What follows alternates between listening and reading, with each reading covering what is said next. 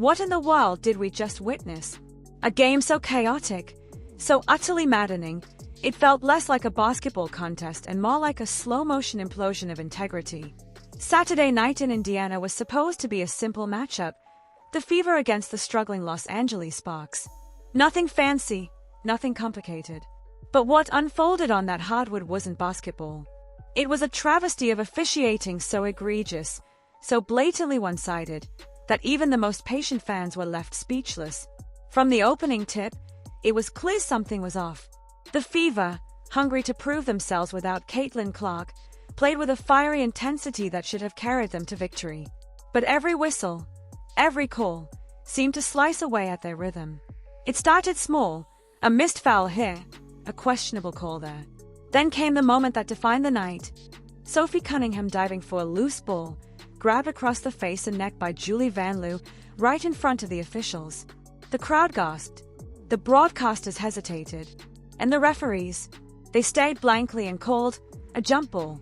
No foul, no review, no concern for player safety.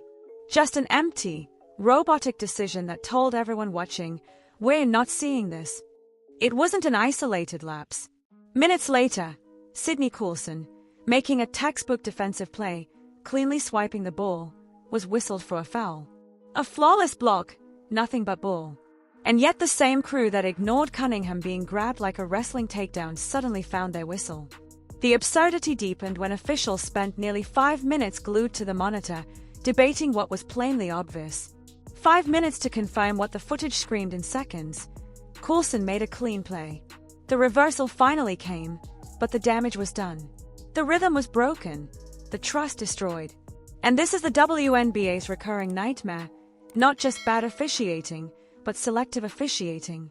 The kind that protects certain players while leaving others unguarded, vulnerable, and unprotected. It's one thing to miss a call. It's another to watch violence in plain sight and pretend it didn't happen. Sophie Cunningham, one of the few players willing to stand up for teammates like Caitlin Clark earlier this season, once again became the target, this time without a single ounce of protection. The referee's silence wasn't just negligence. It was complicity. The irony was unbearable. The same officials who froze when Cunningham was assaulted on the floor had no problem blowing their whistles on clean defensive effort. It's a contradiction so obvious it borders on mockery. When players can be grabbed by the face without consequence, but touching the ball gets you penalized, what are we even doing here? The Fever's frustration was visible. They battled through the chaos with grit and composure. Aliyah Boston dominated inside, racking up 23 points and 12 rebounds. Natasha Howard added 21 and 9, doing everything she could to keep Indiana afloat. But without Caitlin Clark, their floor general, their heartbeat, the offense felt different. Disconnected. Slower. Those who once claimed the Fever looked better without her were silenced by the harsh reality of this game. With Clark on the floor, this contest doesn't even come down to officiating. With Clark, they win comfortably. Instead, they were forced to claw for every basket, every rebound, every moment of fairness. Then came the final stretch, the final 5 minutes that turned agony into disbelief. The Fever missed their last 5 shots, including 4 in the closing minute. Not because they crumbled, but because no team can play freely when every whistle feels like a loaded coin flip. Every drive to the rim risked a non-call. Every defensive stand risked a phantom foul. When you play both your opponent and the referees, fatigue hits faster. Confidence fades. And the 89-87 loss that followed felt less like defeat and more like robbery. The Sparks, a team sitting near the bottom of the standings with a 5-13 record, shouldn't have been able to steal this game. Yet they walked away winners, thanks to officiating that swung momentum like a wrecking ball. Rakia Jackson torched the Fever in the closing minutes, exploiting defensive lapses born out of frustration. Meanwhile, Lexi Hull's attempt to draw a late-game charge backfired, the kind of gamble players make when trust in officiating is already gone. Even coach Stephanie White's body language told the story. In the final timeout, she didn't draw up a play, just stood there, visibly drained, perhaps realizing that no strategy could overcome the whistle imbalance. White has already paid fines for speaking the truth about this systemic problem, yet the evidence keeps piling up. How can coaches preach discipline when the referees show none? And that's the real issue, discipline. Not from players, but from those meant to enforce fairness. Officials are supposed to protect players and ensure balance, not tip the scales through selective blindness.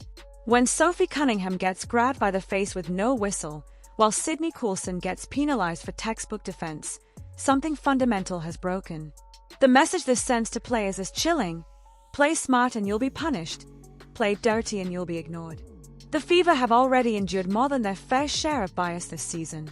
They've fought through hostile arenas, relentless scrutiny, and constant officiating controversy, yet they remain standing.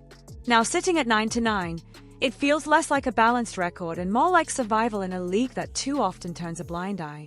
But this team refuses to fold. They've proven they can battle adversity, win without their superstar, and stay competitive even when the system works against them. Caitlin Clark's return looms large, and when she steps back on the floor, the Fever will once again have their leader. But beyond her shooting or playmaking, they'll have her voice, a voice unafraid to challenge injustice, both on and off the court. With her leadership, Sophie Cunningham's toughness, Coulson's composure, and Boston's interior dominance, this team will not stay down for long. Still, the WNBA must take a hard look at itself. When referees ignore dangerous contact to the head but spend 5 minutes debating a clean block, it's no longer a bad night, it's a crisis. Fans are noticing. Players are speaking out. The league's credibility is at stake, and no amount of marketing or hype can disguise that truth. The Fever's heartbreaking loss wasn't just another number in the standings. It was a warning. A warning that players' safety, fairness, and integrity are being tested night after night. And until the league addresses it, every game will feel less like a contest and more like a battle against something much bigger than basketball. Because at this point, it's not just about missed calls. It's about respect. If you're watching this and you've had enough of the double standards, let me know. Do you think the WNBA needs to overhaul its officiating system? Should the league start holding referees publicly accountable?